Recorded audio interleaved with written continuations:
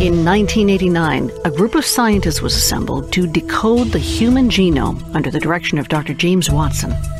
One of Watson's big motivations here was to try to recruit the best and brightest from many different disciplines. Mudanças climáticas provocadas pelo homem já causam impacto em todo o planeta. E os problemas vão piorar muito até 2100.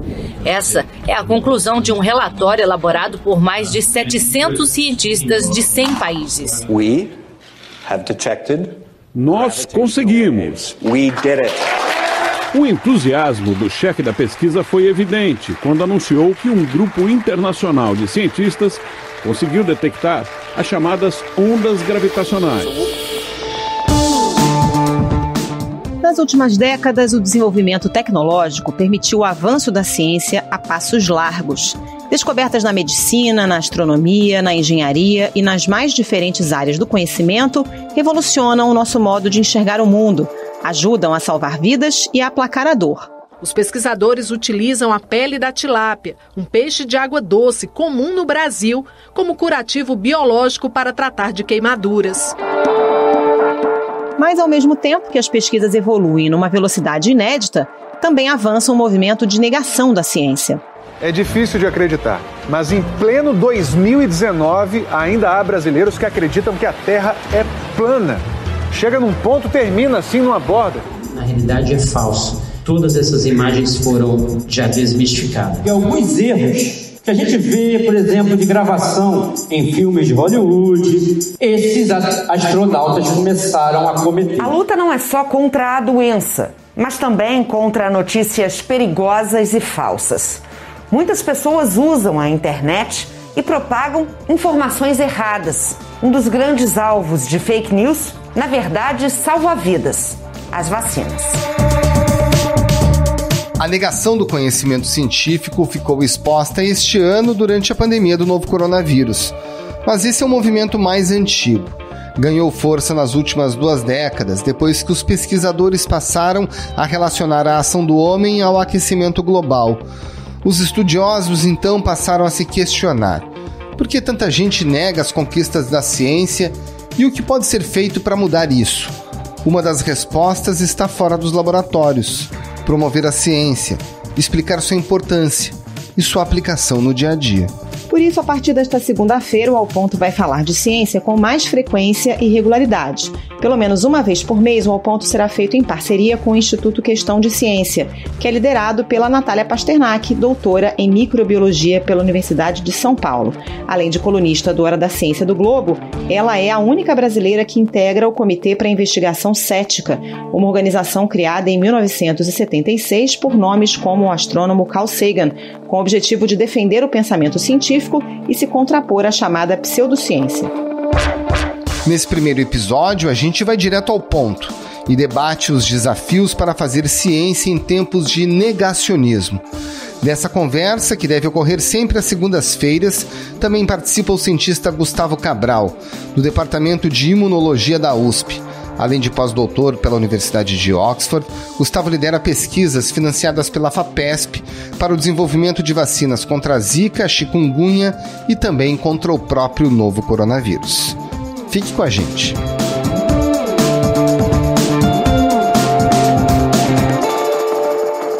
A gente começa por você, Natália. A gente nunca falou tanto do negacionismo científico, dessa pseudociência, até terraplanismo, fake news, antivacina, tudo isso junto nesse período. E é um período no qual as pessoas estão com medo, né, Natália? Com pânico, medo de morrer, medo de perder o emprego. O quanto que esses temores ajudam a fortalecer esse movimento de negação da ciência? Ajudam muito, porque todos esses movimentos negacionistas, eles predam justamente no medo das pessoas. As pessoas ficam vulneráveis. Movimento antivacinas, por exemplo, ele é todo construído em cima de medo, do medo dos pais de que a atitude deles de vacinar as crianças possa prejudicar as crianças. Nenhum pai, nenhuma mãe quer prejudicar seus filhos. A pessoa que faz o alerta mentiroso diz que 3 adolescentes morreram depois de tomar as doses ainda em fase de testes. Acontece que os filhos de 18, 16 e 13 anos, eu só sei que os 3 vieram a óbito, infelizmente. Então esses movimentos, eles fomentam o medo, eles fomentam a dúvida e eles trazem respostas prontas, com verdades absolutas, que confortam, que dão as certezas que as pessoas querem. Eles confortam o medo e eles dão certezas, o que é justamente o que a ciência não faz. A ciência não trabalha com certezas e a ciência precisa saber comunicar muito bem essas incertezas, justamente para não gerar medo, não gerar angústia, para mostrar para as pessoas que sim, a ciência tem muitas incertezas, a gente tem muita coisa que a gente não sabe, mas que é justamente o método investigativo que a ciência usa que permite que a gente faça grandes descobertas como vacinas e antibióticos que salvam a vida das nossas crianças. Então é essa capacidade de comunicar a ciência que se tornou essencial na modernidade, na era tecnológica, e mais ainda em tempos de pandemia, onde as pessoas estão naturalmente angustiadas e com muito medo.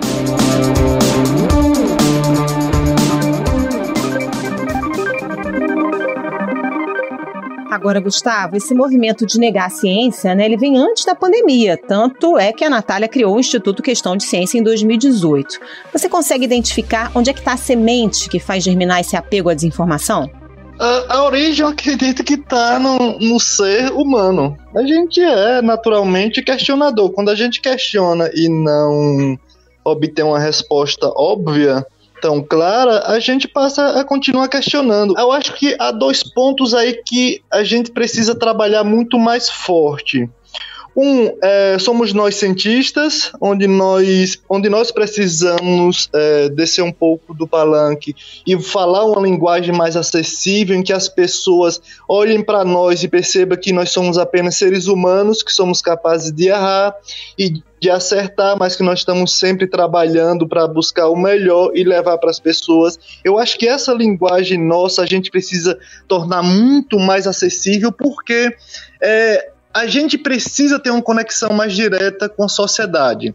Eu acho que isso não seria um problema para falar com as pessoas. As pessoas, de modo geral, elas escutam muito, tá?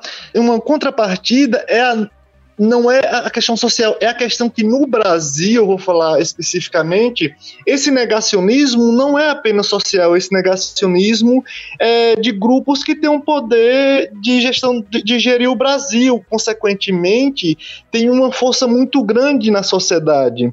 Destinamos também a esse estado maravilhoso aqui, mesmo sem comprovação científica, mais de 400 mil unidades de cloroquina para o tratamento precoce da população. Eu sou a prova viva que deu certo. Quando nós cientistas, por mais que a gente tenha PhD, pós-doutorado, não importa, a gente nunca vai ter os ouvidos que essas pessoas têm. Eu acho que esse é o nosso maior problema hoje. Talvez educar ou fazer com que essas pessoas compreendam que o poder que elas têm sobre a sociedade pode gerar um resultado terrível, como, por exemplo, essa questão das vacinas. Nós estamos discutindo se nós vamos tomar a vacina ou não vamos, porque vai depender da origem dela. Isso é terrível. Isso é um nível que chega a levar ao período medieval, se nós não encararmos isso como uma obrigação nossa, em que a gente precisa compreender que a vacina salva a vida, que a ciência está aí para servir a vida. A minha mãe uma vez fez uma brincadeira comigo que realmente me deixou muito triste, porque era a mais pura realidade. Ela falou: nossa filha, que curioso, né? A minha geração colocou o homem na lua e a sua acredita que a Terra é plana. Foi muito triste ter que ouvir isso e perceber que é verdade. Em vez de evoluir no pensamento científico, a gente está involuindo. O que está acontecendo?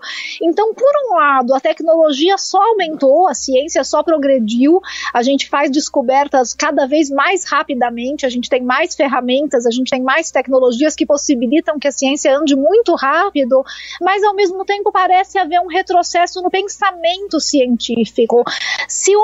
Eu acho que houve alguns erros, e erros assim, erros que a gente tem que olhar como aprendizados, não para pôr a culpa em ninguém, porque ninguém fez isso de propósito, mas eu acho que a ciência ela se torna refém do seu próprio sucesso, ela fica tão arraigada na vida das pessoas, tão automática, que as pessoas esquecem de onde ela vem.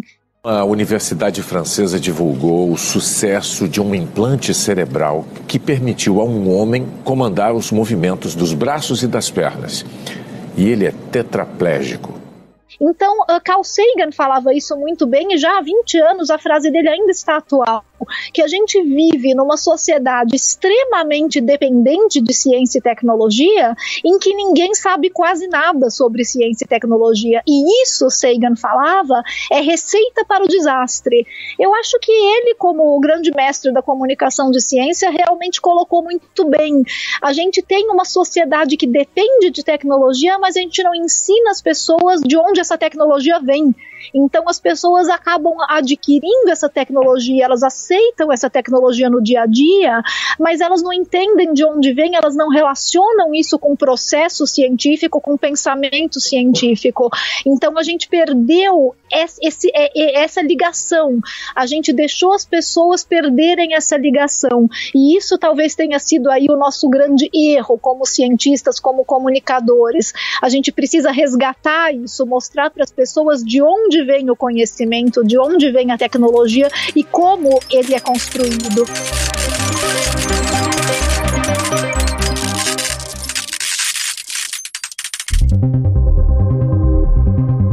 Natália, Gustavo, deixa eu perguntar uma coisa para vocês, que é até uma curiosidade. Eu acho que nós que combatemos o negacionismo, vocês que têm isso como meta de vida, tá todo mundo exausto, né? Porque desde o início dessa pandemia já teve de tudo. Caso fosse contaminado pelo vírus, não precisaria me preocupar.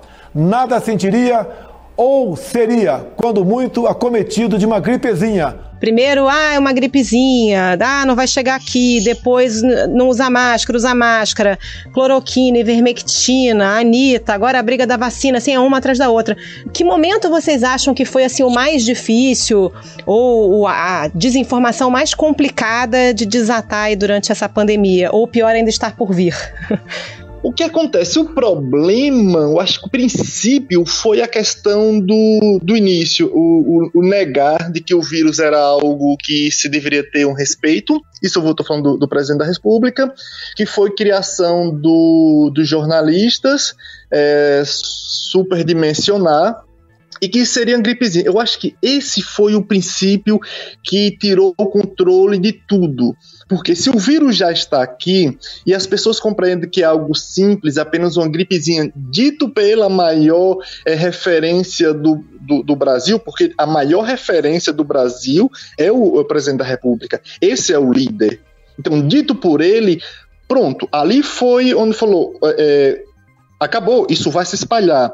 E eu vou dar um exemplo bem simples do que aconteceu em um diálogo meu com um amigo na Espanha. Quando o vírus chegou na Espanha e teve aquele movimento dia 8 de março, a gente conversando, eu brinquei com ele e falou, acabou, agora já foi. Já se espalhou para a Espanha. Na Espanha, a situação continua muito grave. Mais de 700 pessoas morreram nas últimas 24 horas. Já são mais de 3.400 mortes, um número maior do que na China. Não tem mais como controlar, porque foi um movimento de massa na rua e o vírus já está aí, ele dispersa muito rápido. Ou seja, ou você compreende que algo desse tipo se tem que controlar no começo, ou acabou, ou vai se espalhar. As ações serão lockdown ou o movimento negacionista. Olha, eu tenho uma solução perfeita para você. Se você tomar isso aqui, cura. Algo que, claro, isso é criminoso. Além de por exemplo, nem eu, nem Nath pode receitar ninguém, né? A gente tem PhDs, eu tenho PhD em imunologia, ela tem PhD em microbiologia, mas nós não temos habilitação em receitar alguém. Imagina o presidente da República que vem a público e receita a cloroquina, entre outros. Eu acho que esse é um crime para variar. Bom, então vamos falar um pouquinho de como combater isso, de como fazer com que as pessoas observem a realidade e compreendam essas zonas cinzentas que a ciência acaba nos proporcionando. Fazendo um pouco de advogado do diabo, no caso da cloroquina, quem combateu a ciência nesse período tinha uma resposta clara, como vocês falaram, mas a ciência não consegue dar uma resposta clara justamente porque ela faz ciência e isso é uma construção. Como é que a gente pode convencer as pessoas de que esse processo científico, com poucas certezas ou com certezas que aparecem muito tempo depois, vale mais a pena do que a aderência a respostas rápidas e objetivas que, de alguma forma, podem acalmar o nosso coração? Porque o processo funciona.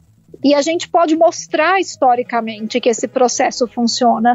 Quando a gente baseia os nossos aviões em conhecimento científico, eles voam. Quando a gente baseia os nossos remédios em conhecimento científico, eles curam pessoas. Essa frase não é minha, essa frase é do Richard Dawkins. E eu acho que ela é perfeita para explicar por que o processo científico funciona. Nós conseguimos demonstrar isso historicamente. Quando a gente baseia o nosso conhecimento na ciência, a gente leva o homem à Lua. It's one small step for man, one giant leap for mankind. Então, o método científico funciona e a gente consegue comprovar. A gente tem medicamentos que funcionam, vacinas que funcionam, saneamento básico que funcionam. Essas três intervenções, inclusive as que mais salvam vidas no mundo. E graças à ciência. Então o método científico é um método confiável e ele não traz verdades absolutas, mas ele funciona. E graças a ele é que nós temos remédios, é que nós temos vacinas, é que nós temos tecnologia numa sociedade que depende dessa tecnologia para funcionar. O mundo, como nós conhecemos hoje, ele é completamente dependente do conhecimento e da tecnologia gerados pela ciência. E isso é demonstrável, mas precisa, como o Gustavo falou, fazer um trabalho de comunicar isso para a sociedade, porque isso é óbvio para nós, mas não é óbvio para todo mundo. Esse é o ponto, Nath, que a gente tem vivido diariamente. De como fazer, porque, como falou, para a gente comunicar isso entre nós é muito simples, é muito fácil de dar exemplo. Muito, muito simples. A questão é como nós, cientistas, chegaremos à sociedade. E aí, por exemplo, esse momento que nós estamos aqui dialogando, discutindo, nos questionando, isso é uma coisa muito boa, isso é um trabalho muito bom. Mas nós não chegaremos à sociedade apenas com dois lados funcionando, se o terceiro não funcionar. A gente precisa da ciência, a gente precisa do meio de comunicação, mas nós também precisamos do poder executivo. Não tem como a gente chegar nas pessoas, ou executivo, ou vamos falar do político, tá? Nós não vamos chegar às pessoas de forma tão direta se nós não tivermos isso ao nosso lado. Essa é a questão. A mídia tem uma força enorme. E se não é a maior parte da mídia, o caos poderia triplicar, poderia levar a 10ª potência. Mas, sem a força da política, a gente não vai chegar. Nós não vamos, só o trabalho midiático e científico, que é muito importante, e aí onde nós temos que usar a linguagem, chegar às pessoas de forma simples, isso é de extrema importância, mas sem a força política, nós não vamos. Olha, se vocês me perguntam, se vocês perguntam o Gustavo aos 18 anos, aos 19 anos, em que eu tinha que trabalhar 3 horas da manhã e voltar para casa às 3 horas da tarde, às 17, 18 anos, eu ia falar, eu não tô nem aí, eu prefiro morrer com o vírus do que morrer de fome. Você falar para o Gustavo hoje, que está liderando um trabalho de pesquisa, eu vou compreender. A questão é, como nós vamos falar para essas diversas pessoas? E é aí onde a gente precisa interagir e unir forças para chegar a todos.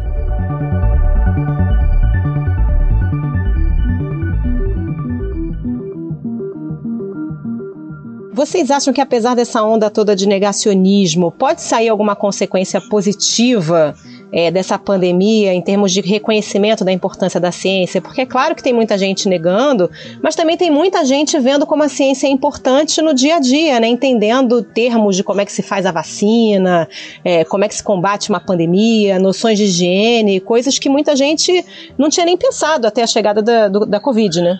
Eu acho que tem um lado muito legal, que é justamente esse. Nunca a gente teve tanta gente interessada em ciência, interessada em acompanhar os processos. Isso vai com certeza gerar não só um interesse, como foi, por exemplo, em 69, quando a gente pôs o homem na Lua. De repente a gente teve uma geração de crianças que queriam ser astronautas, que queriam ser engenheiro espacial. Isso desperta um interesse. Outro dia, Gus, eu vi uma colega minha que também é da Imuno, falou que ficou encantada, que viu uma entrevista com uma criança falando que queria ser imunologista quando crescer.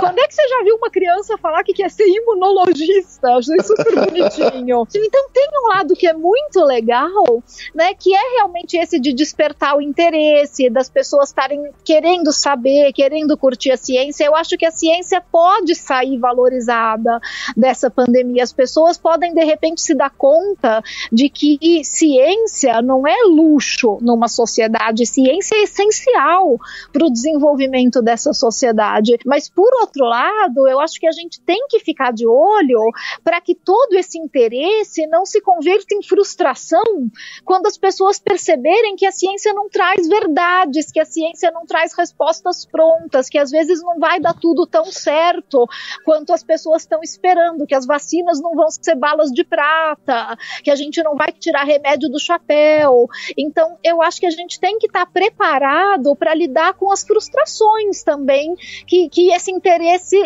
vai trazer. As pessoas estão muito interessadas, estão muito envolvidas, mas não estão tão acostumadas a acompanhar o processo científico de uma maneira dessa maneira tão próxima como está acontecendo agora. Mas eu acho que tem um valor, com certeza, que a gente tem que saber aproveitar para que esse interesse seja mantido depois da pandemia, porque o pessoal esquece rápido também, né? Gente, pra gente fechar, Natália, assim, sei lá, uma cartilha, 3 passos pra saber se uma notícia é verídica ou não. Recebeu aquela mensagem no WhatsApp da tia e achou que tá meio esquisito. Faça o quê? Olha, é difícil assim de carteirada, né, Carol? Mas eu acho que algumas coisas que a gente precisa sempre checar. Tem fonte? Tem um artigo científico junto? Tem o nome das pessoas? Porque lembra aquela história do termômetro no pulso? Ai, porque uma enfermeira australiana disse que, né? Então sempre vem assim essas notícias. Então assim, quem disse? Quem disse? Essa pessoa existe? Checa se essa pessoa existe mesmo. O que ela disse? Checa o que ela disse, se tem algum trabalho científico publicado numa boa revista. Alguém mais disse isso? Ou é só essa pessoa, só esse grupo de WhatsApp? Tá em algum jornal, tá em alguma notícia, ou tá só circulando nas mídias sociais? Então acho que, sabe, checar essas 3 coisas. É claro que tem muito mais, mas assim, o básico, sabe, quem falou, ver se essa pessoa existe, o que falou, onde está publicado e quem mais falou. Existe algum consenso? Existem mais cientistas falando a mesma coisa?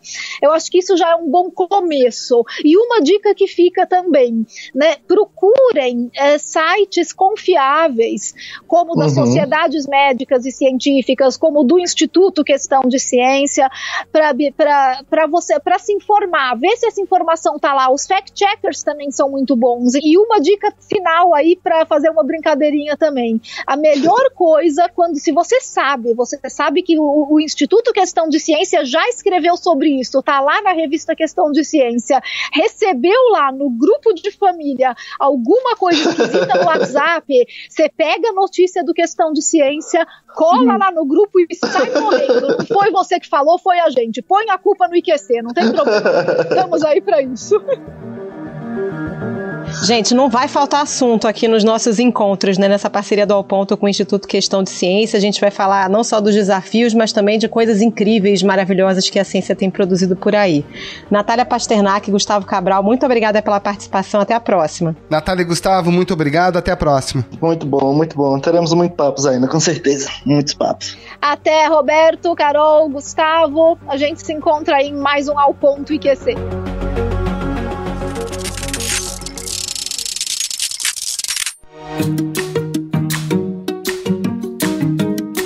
Esse foi o Ao Ponto de hoje, o podcast diário da redação do Globo. Nessa conversa a gente conta com a participação de toda a equipe do jornal, as mesmas pessoas que levam até você informação e análise de qualidade todos os dias. Quer saber mais? Assine o Globo. Acesse assineoglobo.com.br e confira todas as notícias e reportagens especiais. Lembrando que todo o material de utilidade pública relacionado ao novo coronavírus está disponível também para quem não é assinante. A edição é do João Guilherme Lacerda. Tchau. Até mais.